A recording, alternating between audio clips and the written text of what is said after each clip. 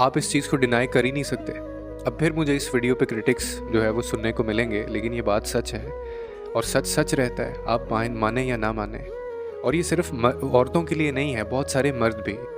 आप इस चीज़ से नफ़ी नहीं कर सकते, आप इस चीज़ को नहीं झुठला सकते कि बहुत सारे जो ज़हनी मरीज़ लोग होते हैं ना, अगर कोई बंदा ज़हनी मरीज़ है या डिप्रेशन से गुज़र रहा होता है ना, तो 80% वो जो उसका कॉज़ होता है ना, उसका ज़हनी मरीज़ होना जो होता है, उसकी वजह बाहर वाले नहीं, बाहर वाले लोग नहीं, अपने होते हैं, अंदर के होते हैं, घर वाले उसमें शामिल होते हैं, जो उसको ज़हनी मरीज़ बना देते हैं।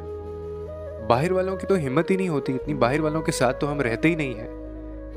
आपने कभी सोचा है हम किन लोगों के साथ रहते हैं? हम लोग अपने घर वालों के साथ ही रहते हैं ना, तो उन्हीं के रवैये, उन्हीं के लहजे, वो जो हमारे साथ करते हैं, वही हमारे ऊपर इफ़ेक्ट करेंगे ना।